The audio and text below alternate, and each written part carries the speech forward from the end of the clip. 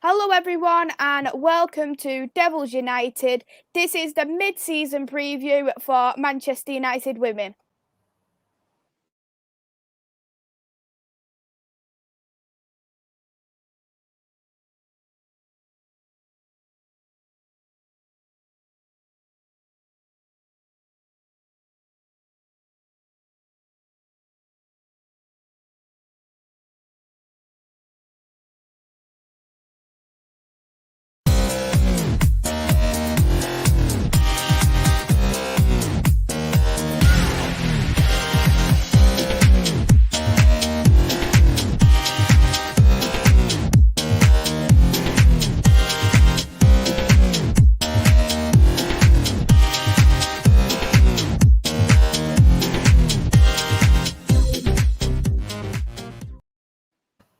Hello everyone and welcome back to Devils United. With me today I've got Chloe and Andy. How are we both?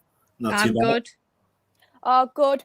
Everyone who's in the chat, please hit the like and subscribe button. I've hit my 400 subscribers now, so thank you everyone who has subscribed to Devils United. I'm now on the road to 500 subscribers, and I can see there's a few people in the chat already. I can see Lanzel, who's new onto the channel, so thank you for tuning in. Niall, Ashley, I can see also as well Eagle-Eyed Football Rich, hello to you. I can see Connor in the chat as well. So thank you all, and my queen too. So thank you all so much for tuning in. So we'll go straight on to the mid-season review. Chloe, what have you thought of this season so far for the women's game? I thought this season was really good so far. The way we've played hasn't been every game the same, but it's been there or thereabouts. We've had good rotation throughout the Conti Cups and the league games. We've obviously rotating the keepers and potentially like nearly all players and bringing on the good players in Conti Cup to help out. But also to see where we are midway through, being fourth and still having that chance of securing the Champions League spot is very good, and it's basically what we want to see. And obviously I know last year we were top at this stage, and then we kind of went downhill, but we still secured fourth. So hopefully us being fourth can secure us that top three finish and getting us into that Champions League. So yeah, I think we've done really well this season. Andy, how have you felt of this season so far?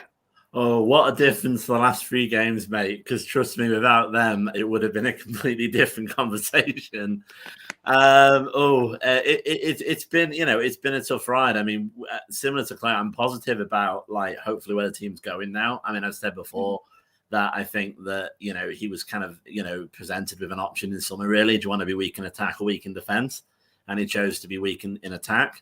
So hopefully in January we can get some Christmas presents or late Christmas presents. As I actually said to Martin Ho and to Skinner actually after the Everton game, when I said hello at 10 to 10 at night, that's how I roll. I said, have you got any presents for me in January? And he was like, maybe. So hopefully. But yeah, I think it's been up and down. I mean, obviously great start with, Honor's goal against Reading. Still got post-traumatic stress disorder from Emma Hayes conducting me after the 6-1 defeat. And then we have that horrible mid-bit where the wind, the rain, the gods, the dwarfs were, whatever Skinner could come up with was going wrong, apart from his own tactics. And then suddenly it seems to have clicked the last 3 games. So hopefully we are starting to turn a corner. I can see there is a few more people in the chat as well, so I just want to say hello to Rich, Jordan, Static as well. Thank you for tuning in. For me, this season it has been a little bit up and down so far, hasn't it? Because there has been a couple of games where we felt so disappointed and so deflated by it, and I think when it came to that 6-1 defeat against Chelsea, we thought, wow, if we're going to carry on like this, what is going to happen to us moving forward? But especially in these last couple of games, the Brighton game, which has really impressed me, the Aston Villa game, which was a wonderful way to finish, because I think that is the most goals we've scored in one game this season so far. So it's been absolutely brilliant how our attacking play balanced out with our defensive play for that final part of the first half of the season. I'm hoping now, though, there is going to be then a couple of transfers, what's going to be. Connor has said that your highlight has to be Durham. Would you agree with that? I was going to say Connor's causing trouble. It's a shame you're not on, mate, because you can't tell everyone how you drove everyone there. I mentioned it once or twice. No, he's a great guy. Yeah, no, Durham. I mean, Durham. I mean, how can we, forget Mannion being put in a headlock? The extremely friendly stewards being able to smell Skinner's aftershave was a personal highlight of mine because we were that close to the pitch when he came over, and that. No, I mean, Durham's a proper rival, and I think what makes Durham so cool for me, especially being a women's fan only rather than a crossover fan like you guys a little bit. I know you like both. Is that it is a pure rivalry that has been completely generated by the women's game. I mean, it's great having the historical rivalries against Liverpool and against Arsenal, just like the men, but it is a bit random. And I remember Connor, nice to see you, mate, mentioning, what's the deal with Durham? Because if you go on a map, Manchester's here, Durham's there. They're in a different league, and anyone really wouldn't know. But anyone who goes to Durham or sees them come to LSV, you know why they hate us and we hate them.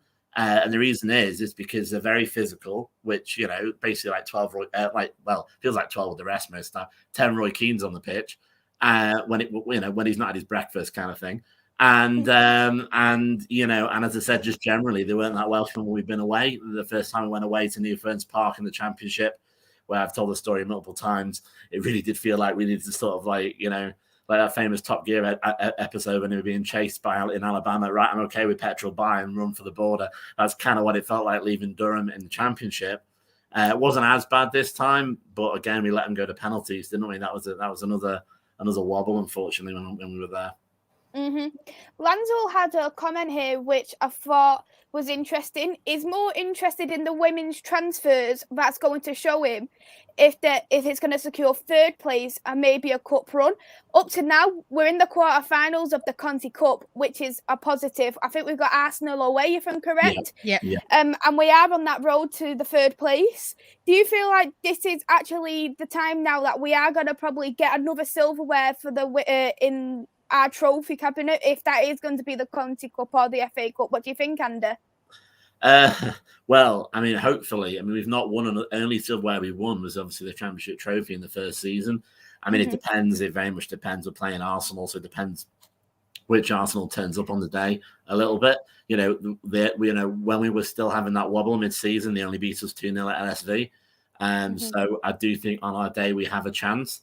But it just depends on what Mark Skinner turns up. What is it the one who talks about the wind and the stars not aligning against Spurs, or is it the one that seems to have like a good killer instinct in the last 3 games where he looks like a top manager? So we'll just see which Skinner turns up. But yeah, no. To answer his question, I don't think we're going to get a vast amount in January. Not because we can't afford it, but because there is this kind of like hallowed belief with United that it disturbs the squad too much if you sort of bring a load of new players in January. But we do need a striker to support Russo and to support Martha Thomas. So I'm hoping we'll at least get a loanee.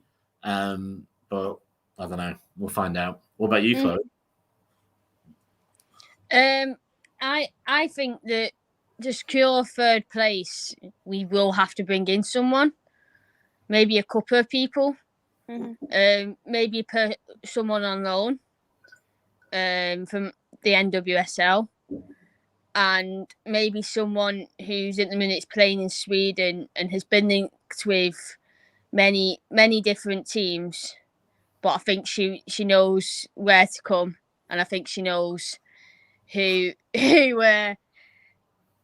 needs to come and play for. But I know she's been linked with a certain other Manchester team, so hopefully she doesn't go in that direction. Christina Blackstenius, of course. Yeah. But yeah, she's been linked with City because what I know and what I've heard is she doesn't go to a team that she doesn't know anyone, and it's City. There's a Swedish striker there, so that might persuade her to go there. But like you said, we need a striker, and she'll be brilliant for us in my eyes. Wasn't she in the top 10 of the Ballon d'Or though? I just worry that are we trying to grab somebody that might not come, if you know what I mean? Like, that's the only problem, because she's very top class, isn't she? Yeah, she was. I think she was in the top 10. But I think if we need them kind of, if we want to get in the Champions League, we want to win silverware, we need them kind of players. We need we need good players. We need players which have quality, and we need players that have that experience in the Champions League. Like Jackie, she has experience with playing it in Germany and having that experience winning trophy and silverware. So we need more experience in that kind of aspect for me to get to where we want to be. There was another question here off Lansel as well. What is a successful season for the team this year? For me, it is a really good question to ask because we haven't got into that top 3 yet, and I know that is the next step for us, is to get into that Champions League spot. But if we do go into the Champions League next season, we're definitely going to need to invest in the summer. We need to have a few more signings, and we need more squad depth as well, because compared to other teams in the WSL, our team is quite thin. So I'd say we definitely need another striker. We would need another centre-back for sure, because we've had a couple of centre-back issues. I would even say to have another full-back to support Honor and to support Blundell as well.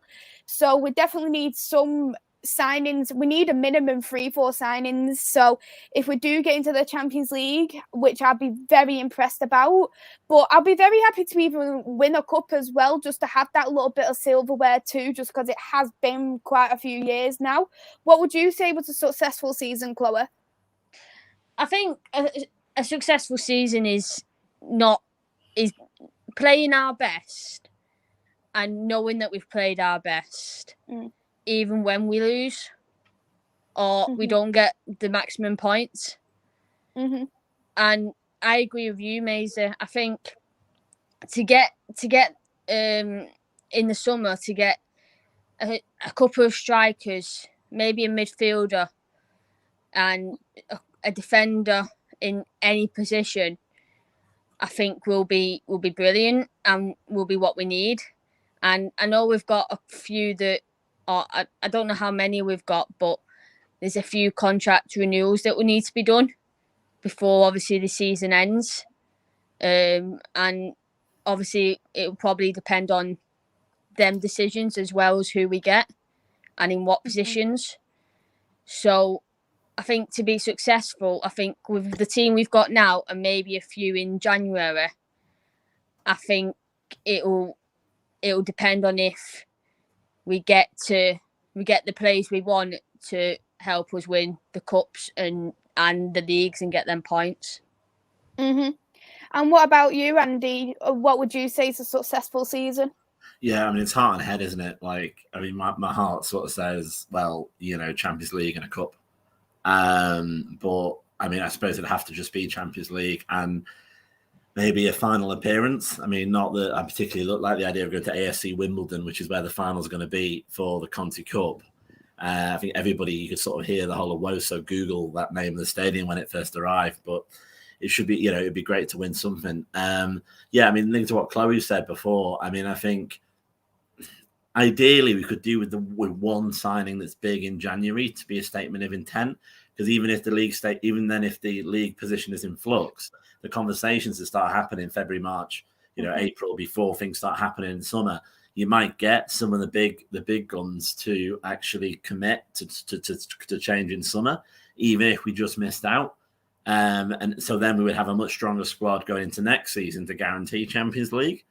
I think that's the thing. So if we can get a Stina Blackstenius or even somebody strong on loan, and it looks like we're going places, then maybe we can get some of the people in. I think that's the important thing. But I think we definitely need more and more. We need some quality. I mean, we're there and thereabouts at the minute in relation to the squad we've got, but we're still transitioning from the squad that, let's be honest, was designed for the Championship. And I think I said at the Aston Villa game to a few people, but it's kind of true and it's a little bit harsh. Unfortunately, you can split our squad into two camps at the minute. There's a crash and there's a hospital. There's very, very young players and there's people that are very prone to injuries.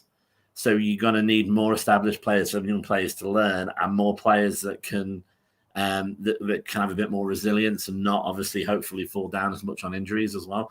But then that's more nice to have, I suppose. I just want to say hello there to Nat in the chat as well, and I just want to say hello to Andrew. Thank you both for tuning in today.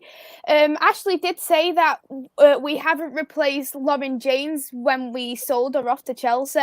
For me, I feel like because we did make so many signings, I would say what we personally probably have replaced her, because we have Russo, we have Martha Thomas there as well, and I think both of them, because they're natural strikers too. And I think they're doing such a good job at what they're doing at the moment. Whereas with Lauren James, her best season for me was when it was in the Championship, the first season. And then once she got into the WSL, we didn't see as much of her because she was getting injuries quite a few times. And Tobin Heath was there for a bit. So Tobin Heath was playing along before Lauren James there as well. So Lauren James did have that little bit of a rest there too. So I will personally say that we have replaced her, and just like Lanzel has said in the chat, we do also have Ella Toon, who can play in a false nine also. So we do have quite a couple of players there, but I'd say we'd need that one more player in the position just to help us out, just in case we do have them couple of injuries. But we do have a couple of more people there. Good evening to Gary, and also there as well. Good evening to Foxy's Focus. Thank you for tuning in. So what I'm going to do, I'll bring up the table just so we can all see what the table is looking at the moment for us. So here's the table as it stands. So Arsenal, who are currently in first, Chelsea in second, Spurs in third, and Manchester United are in fourth. So Manchester United's played the full 10 games. They've had 5 wins, 3 draws and 2 losses. And the 2 losses what we did have are in the top 2 of the table. So when you do look at that, you do think, considering we've had so many different players coming in, we've had so many different players coming out, knowing that the only team we lost against was the top 2 teams of the table, you would see that as a bit of an achievement as well. Would you agree with that, Andy? Completely, but it's that final week. It's that 3-game week, and one was in the cup. That's what saved Skinner's blushes a little bit. I mean, what I would say is, look where City are. So we're kind of going. Oh, maybe they'll go City. Maybe they'll go City. Stina, darling, have a look where City is. So at the minute, we're a better deal than City, if you look at it. Now, I appreciate there's 18 points we've got and 13. They've got an extra game to us to play. But even if they win, they're still behind us. And I think it's a situation where I think a lot of the women's game is psychological. Like I've seen it a little bit watching Barca. There are occasionally teams against Barca, they do get a chance to go on goal. But then they just panic. Oh my God, I'm attacking Barca. And they just literally, in some cases, fall over because they're just so, oh my God. And I think we had an element of that when we played Chelsea and Arsenal. And I think there's a lot of teams now that are vying to get that third spot to move into that sort of top 3 sort of brackets, and City have fallen away. So I think it is mainly psychological, and hopefully, it's a gap, isn't there, with Christmas? Like if we had games, straight after the ones we've had, I think we would have been carried on winning. I just hope we can get that form back in January. Chloe, when you do look at this table as well, you do get them positive kind of feelings knowing that we are in fourth. We still got that chance to be in the top 3 ready for the end of the season, knowing that Manchester City aren't doing as well. West Ham, who are also people will see as an underdog team, are in 7th. We won against Brighton. Would you look at this table and think this is a positive for us going into the second half of the season? Yeah, definitely. I think looking at it now, it's it's a positive. But you're also looking at it going, us and Tottenham have played 10 games. The rest have only played 9. And that's because of COVID outbreaks. So they've got a game in hand on us, which is then when you look at the points, you look at Brighton. If they score 3 goals against the team that their game is in hand, and they don't concede, could they potentially go above us if we don't score more goals and get a better goal difference? That's another way of looking at it. But for me, right now, we're looking good. We're looking where we want to be for the end of the first half of the season, and hopefully, like Andy says, keep that momentum in what we had in the last 3 games going up, and hopefully beat Arsenal in the Conti Cup quarter-final. And obviously we've got West Ham the first game back, and then obviously we've got a couple more games, and one including obviously the FA Cup tie. So hopefully them games will be good for us and will benefit us, and hopefully we will progress up into them top 3. To Andrew's question, this isn't Brighton's first year in the WSL. It was Leicester who got promoted into the WSL into this season. I can see there is a few requests to see the bottom half of the table, so we will have a look at that. Just because I know there is a Leicester fan in the chat, so they'll be very happy to see that, Leicester is not at the bottom of the table anymore. So here is the second half of the table. 7th place is West Ham, Reading's in 8th, Everton's in 9th, 10th is Aston Villa, 11th is Leicester, and 12th is Birmingham. So I'm pretty sure Brad, who is in the chat, is very happy to see that Leicester has finally picked up 3 points and they're off the bottom of the table. So going into this second half of the season, looking at that table, what do you think we should do? Do you think we should be looking at the teams who are below us and trying to get these 3 points? Or do you think we should just aim to win every single game now until the end of the season? What do you think, Chloe?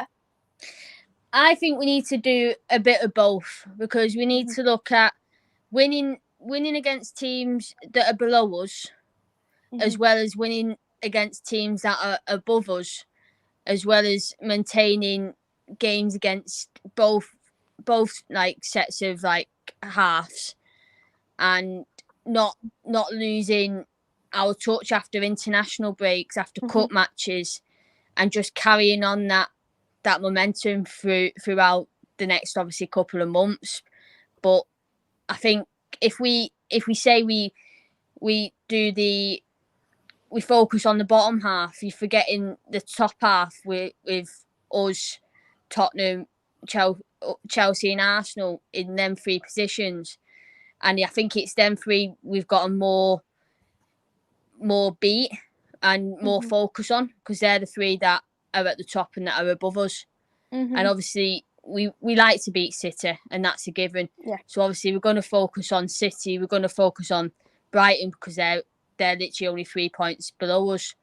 So I think there's certain teams we focus on, and then there's certain teams that we know where our game plan sits and that we've got the potential to beat. What about you, Andy? What do you think we should concentrate on? Just the teams below us, or should we aim for every single game as a win? Yeah, I mean, similar to what Chloe said. I mean, to be honest, I'm just looking at the table now. The problem that we've got, if you look at the first games back that we've got, they're not actually. We had the easier run September, October, November. If you look at it, so as you say, the first game that we've got back is West Ham away. Going to die of hypothermia there, but it's part of the fun. Man United, Birmingham at home. Well, right, that should be all right. Then you've got the midweek trip to Arsenal, then Tottenham. Bridgewater, which obviously is in the FA Cup in the arse end of nowhere, which is going to be a long trip. And again, it depends on that, but you would say that's more of a squad fixture. And then Arsenal and Man City. Man City being on the day before Valentine's Day. So obviously we'd love to give a nice little early Valentine's Day present to our nearest and dearest on the blue side of Manchester. But no, in all seriousness, I think it's important, especially because you noticed before the last week of games, I think at one point, if we hadn't beat Brighton, we could have dropped to 10th. Yeah. So I don't know if it goes to head-to-head at some point when it starts going down, but we could do with beating City because we drew with them earlier in the year. Just on a sort of head-to-head basis as well, and because we've got to start a narrative. Don't go over to the library where everyone's miserable as hell. Come to United. We're the new team in Manchester. We're the Champions League team. They're going down. We're going up. So the more chance that we have chance to actually beat them, and I think it's good. It's good for the fan base as well. It's good, as an injection to us to keep us honest. But yeah, if I was Skinner, honestly, what I would say is you almost have to forget about that. There's 1 and 2 even exist, and just look at top 3 at the third place as the prize. So if you look at the third place as the prize, then essentially we're 2 points behind where we want to be with the same number of games against Tottenham. That's what I'd say if I was Skinner. There's a few people here. So in the chat, Niall has said how many teams get relegated from the league, and the answer is 1. 1 gets relegated, 1 gets promoted. And when I did look at the Championship, there is Liverpool, there's London City, there's Crystal Palace, and there is Durham, who is got that potential to get promoted as it stands. And Lanzo has said a couple of good comments here. Set no up to lose against top 3, and the teams around us, we have to win if we can, and hopefully we get Jackie back by then as well. I actually think Jackie, she has definitely been a loss for us. Would you agree for that, Chloe? Yeah, definitely. She's been that loss for us in midfield. She's one that counters forward and also counters back, and the crosses that she can put into the box and out to the wings to Hansen and Galton and obviously Ona and Hannah Brundell, we're missing that. And I think the leadership as well of Jackie, with being one of the senior players on our squad, that leadership on the field is key. And if we get her back, if we can renew her contract, and we get into the top 3, she will be a great benefit to us in getting that Champions League and getting into where we want to be and into winning cups. So hopefully, for me, Jackie is a crucial midfielder and a crucial player for us. And Connor has got a comment here for you, Andy, as well. And Chelsea away. I miss you too, Connor. I'll see you on Friday, mate. Don't worry. Just 2 more days to go. Carry on. And Chelsea away, last game of the season. Imagine we stop them from winning the league and securing top 3. Hayes will be fuming. Oh yeah. I can conduct Hayes' little grumpy face instead of her conducted us, because that's what she did. If anyone's wondering what I'm wearing on about, I'm not completely insane, despite all evidence to the contrary. She came over at the end of the game when the TV cameras had gone, and we were still sort of chanting, obviously supporting our players, and she was doing that, which was kind of shithousery that we kind of begrudgingly respect. So yeah, hopefully we can give it back to them again. Last game of the season. Whilst I still got you, Andy, as well. Would you like to tell Would you like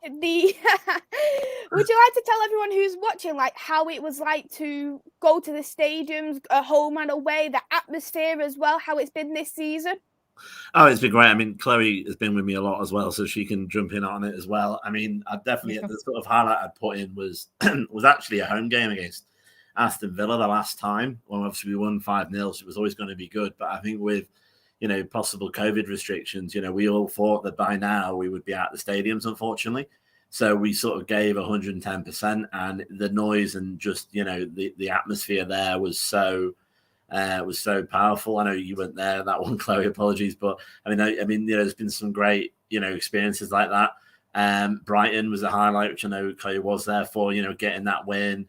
Seeing Hayley Ladd score, seeing Villa Barisa score, and finally start getting the recognition that she deserves, and and just some stuff that you don't see on TV, like the fact that Villa came over, said a few words to some of us, which was great. And it's that interaction that obviously for certain men's fans, you wouldn't get with the men's team that you do get with the women's team. It's more limited with COVID, but yeah, I mean, it's definitely been worth it. I mean, I'd say the sort of highlight, as I say, in relation to aways, this season, the highlight was Brighton. I mean, I was up ridiculously early. I mean, it was a joke. It's like my version of Connor's story about taking us to Durham. I'll tell everybody how bloody early I was going there. But I just about managed it, and it was a great going down with the bus with the Manchester United Supporters Club, with the Orth United people, subsidised by the club as well. That was a great experience. Seeing, obviously, hopefully us turn a corner, and I'd say that was a big highlight. In relation to aways, probably the low light was Spurs, the draw when we had the wrong wind, according to Skinner. Because it felt like a loss, and it isn't an exaggeration to say that it was like a wake when we had a meal afterwards. We were literally like more depressed than the Chelsea loss at home. But I think that's why it's so great. And I think one of the things that, again, meeting like you guys and other people as well, we've now got quite a large group of people that we not only go to football with and speak with, we speak about other things like offline as well. So it's been really great, to be honest. Mm-hmm. How have you felt with the atmosphere and this season, home and away, Chloe? I felt it's been really good. Like Andy said, I've not been able to come to many due to working every other weekend. But when I have been, the atmosphere has been great, both home and away. And I'd say my favourite of being at home would have had to have been the opening game against Reading. The atmosphere at that game was insane, and I wish Nat could have been there, because the atmosphere was brilliant, and seeing owners go, everyone was just insane. And I know we always say to Nat that if owners scores again, she's on the pitch. So I think that will probably have to happen, especially at the at LSV. And I agree with the away game, to be fair, Brighton.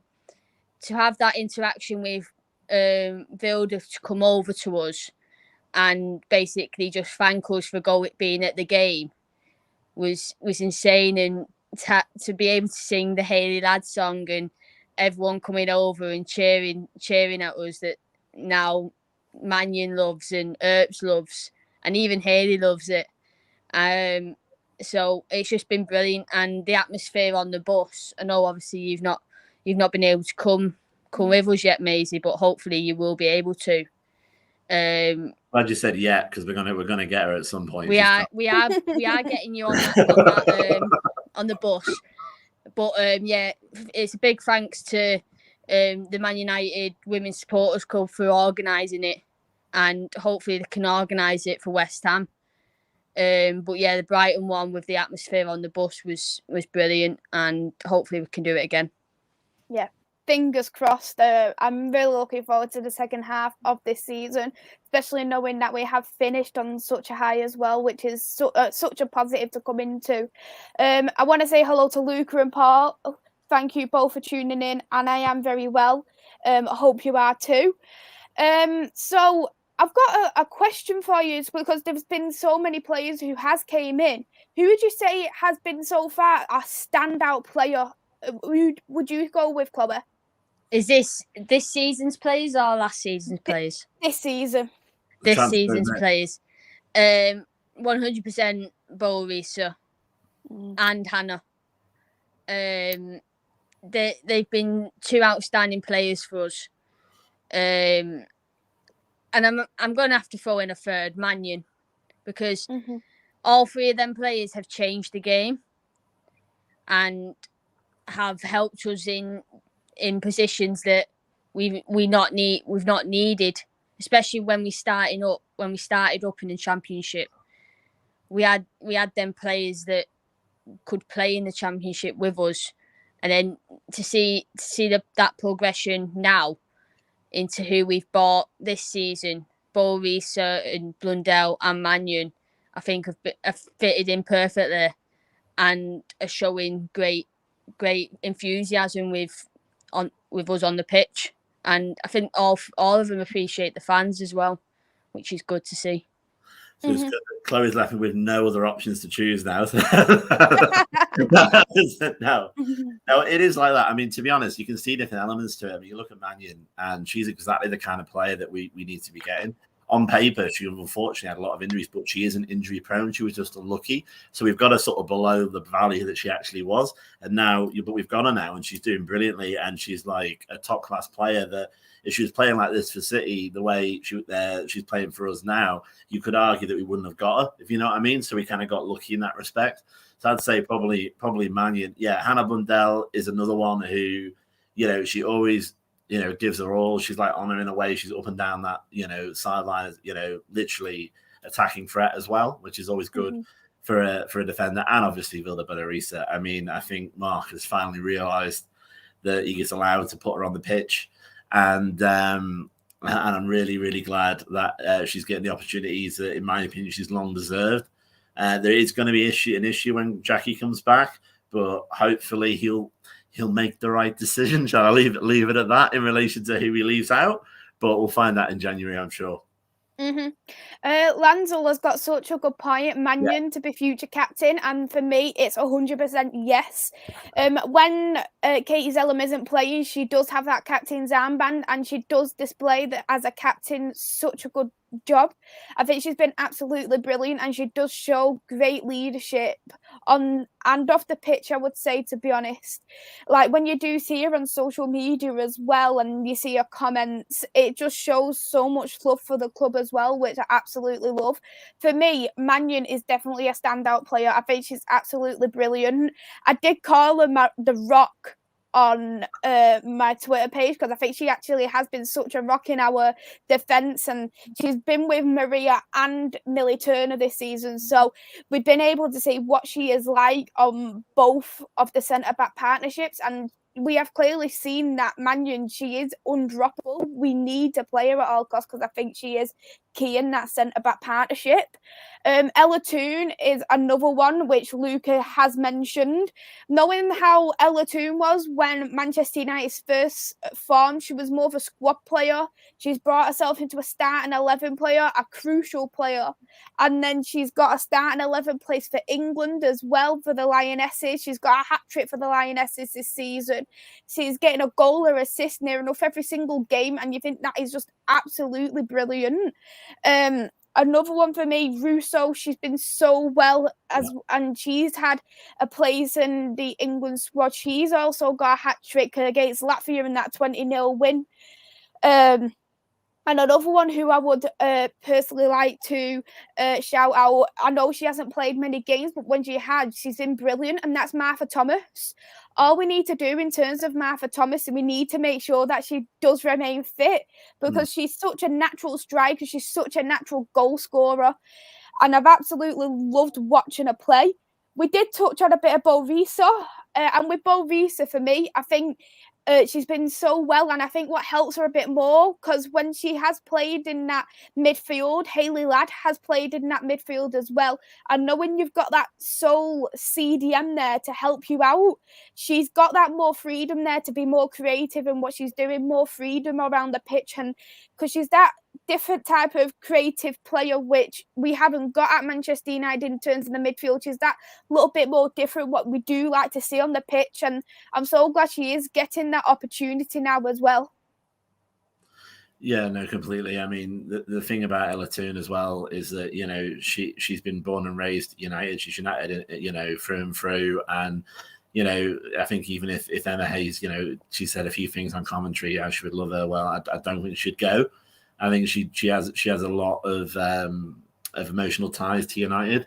But I would say the Skinner is don't abuse that. There's a few of our players, like Vilda Bellarisa is a United fan from childhood, as is Jackie Gronin. So we have got lucky in that respect. We've got some proper fans of the club, proper Reds also playing for us.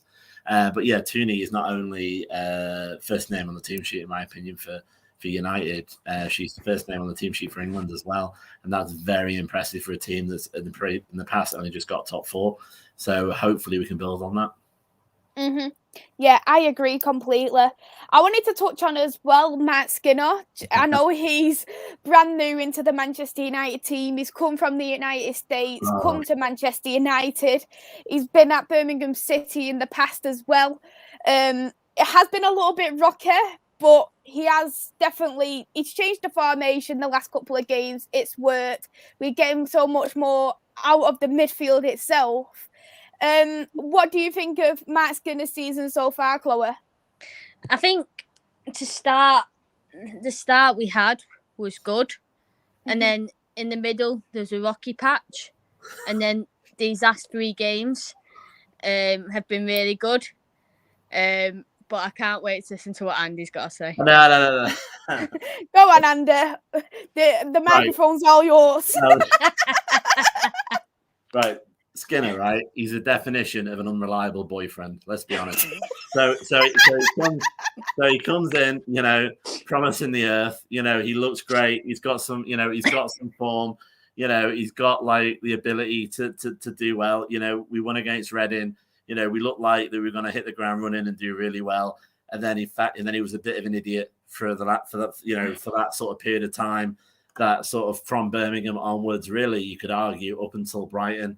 And then finally, when he realizes that we're really not happy, we might actually be pushing to sort of move him on a little bit. He does the football version of a bunch of flowers and gets us to play well against Brighton. And then all is forgiven going into Christmas.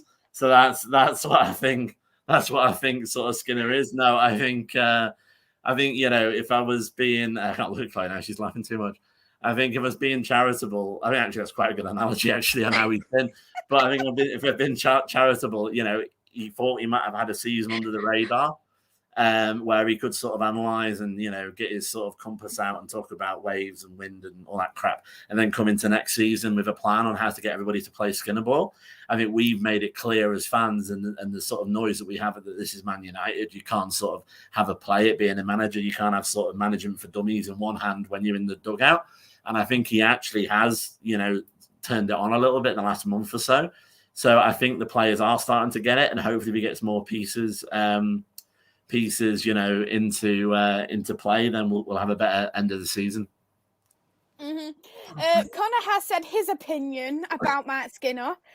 Skinner is a very good tactical manager, just taking time. I still don't think it's fully there yet. Would you agree with that, Andy? Yeah, I mean, I think the main thing with Skinner was he has a very set way of playing Skinner ball, and I'm not 100% sure what it is, if I'm honest, but I'm getting there. I've only got a degree. I maybe need a PhD to understand it. No, I mean, he's getting there. But I think he has started to work with what he's got in the last month or so. I think previously it was like, no, we play like this. And when some of our players weren't performing and weren't being able to execute what he wanted, it was like, no, we play like this. No, we play like this. And it was draw. And then he sort of tried that hybrid approach by basically throwing anyone who's ever played in midfield in Man United the last 6 months on the pitch in Brighton. And then we won. All right, okay. And then he developed it a bit more against Everton at the Conti. And then again, he did it well in Aston Villa. So I think he's worked out a hybrid version of whatever Skinner ball ends up being. So I think he is getting there. So I suppose I've got to agree with Connor. But maybe he's forgotten he was a good tactical manager till about December. And just want to say hello to Mila, Ankit, Sophie from Gunner Gossip TV. Thank you for tuning in. I just want to say as well, I just want to finish on our top 11 of the season so far. And we'll start with you, Chloe. Who's your top 11 in this season so far? So, obviously, Earp's in net. I'd go with Owner on left back, Blundell on right, and then Mannion and Millie Turner in centre back. I would then have Hayley Ladd with Boarisa and Zellum, then Russo and Hansen, and then Tuna up front. Mm-hmm. Who would you say your top 11 is for you, Andy? Well, the only one that I think I visibly recoiled at was Zelen, but I appreciate that we could wish for anything and it ain't gonna change. So, I suppose that's the thing. I mean, I think obviously Jackie should come in and replace her, and even if she doesn't, I think Villa Berisa should play. So that's the only thing I would add. I'd pretty much cover what Chloe said. What was your defense again, Chloe? Battel, Mannion, Millie-Turner, and Blundell. Yeah. I mean, there's Mannion though. That's the problem we just said about how she's. I mean, she's undroppable. So maybe to rotate with Millie, maybe a little bit there, and then up front Thomas and Russo. I did say Mannion in the. I said Mannion, Blundell, Owner, and Millie-Turner. Oh, right, yeah. No, it makes sense. Well, it's basically the same as that. But yeah, with forwards, and obviously, you have to go for Russo and Thomas. But obviously, with Martha not being as consistent with her injuries, hopefully would be able to add Ivana into that when she gets more game time. And yeah, as Connor said, 4 is very good. I do like 4. Lots of people know a lot more than I do like 4. But I've also seen Maria do some really silly things as well. It does worry me. So maybe 4 in for Millie, like was the case. But yeah, I think this is the problem. This goes back to what we were saying in the beginning of the podcast. We've got a small squad. We're not we're agreeing because we know what we're looking at, but also there isn't much deviation you can do from the 11 because there isn't that many players that we have really. Yeah, I'm gonna bookmark Connor's comment here. Skinner Ball wins us the league in 3 years. You heard it first, so I'm gonna make sure I screenshot this, and then I'll come back to it in 3 years' time. And if you're right, Connor, I will call you psychic. Connor, we can start that King Connor, mate. I was trying that in Durham. He'll mention that. I'll do my top 11 for me. For me, all the way, it's got to be Mary Earps in goal. Absolutely brilliant. My centre-back partnership, I'm going to go for Millie-Turner. I'm going to go also for Mannion. I'm going to go Honor on the left, Hannah on the right. I think what Matt Skinner likes, he prefers that 4-2-3-1 formation, so I'll just go it like that. Zellum, and she's going to go alongside with... she's going to go alongside with Hayley Ladd. And I think I'm going to also go with Ella Toon on the left, Bo Risa on the middle. And then on the right, I think I'd rather play Russo. And then up top, I'd play Martha Thomas. Yeah, I agree with that. I would also bring in Carrie Jones as another one for me. Because the way she's played throughout the whole of the Conti Cup games that she's played has been outstanding, and I think she deserves a mention with the way she's come through the academy to now. Yeah, I agree. She's definitely a very good prospect for Manchester United, and every single game she's played, she's been brilliant. And knowing that she played against a very strong Manchester City team in that Conti Cup, and we still managed to win 2-1. You look at that and you think she has shown that she is capable of being a starting 11 player in Manchester United in these couple of years to come. With that little bit more game time, that little bit more training with more experienced players, there's no reason why she couldn't be the future of Manchester United, if you do agree with that, Andy. Yeah, completely. I mean, as I say, that is one thing that we have got going for us. We've got a lot of future stars on paper, and some of them are starting to come through. I mean, obviously, the first over the line, as we discussed, was Ella. Ivana obviously is getting there. We've got a number of great youth players. Carrie Jones, obviously. So we are bringing them forward. We just need, I think, a little more established for them to learn from. But yeah, I completely agree. I'm going to end the stream now. I just want to say a big thank you both to Chloe and to Andy. Thank you both for coming on. It's been a great review on the mid-season, and fingers crossed the second half of the season will be just as good, and we'll get something, if that's going to be the top 3 or if that's going to be something in the cup competitions. Chloe, where can we find you for your socials? You can find me on Twitter at Chloe Riley14, and you can also find me on Instagram at Chloe Riley16, I think it is. And Andy, where can we find you? Yeah, yeah, I'm always nervous saying this because I wonder why people might want to find me. I'm not exactly backwards and going forwards. Yeah, it's as you can see at the bottom, it's AJ_87, and obviously on the fans forum on Fridays and all for United Women most weeks, including yourself, who's on this week, I think. So that should be great. Yes. And it's been so good to be on. It's been so much fun, and I always have to come on with you. Oh, thank you both so much for coming on. It does mean so much. I've put both your Twitters in the description, so if people do want to find you on Twitter, you can find through that way. And I've also put the link for the All for United WFC YouTube and also Twitter in the description as well. And you can catch us through there. As Andy's mentioned, both of us are going to be on Friday for the fans forum, so you definitely want to get that checked out. I just thank you all for tuning in. Please hit the like and subscribe button. And now on the road to 500 subscribers. I will be live next tomorrow. I'll be doing a Burnley preview for the Manchester United men's game. So definitely get that checked out.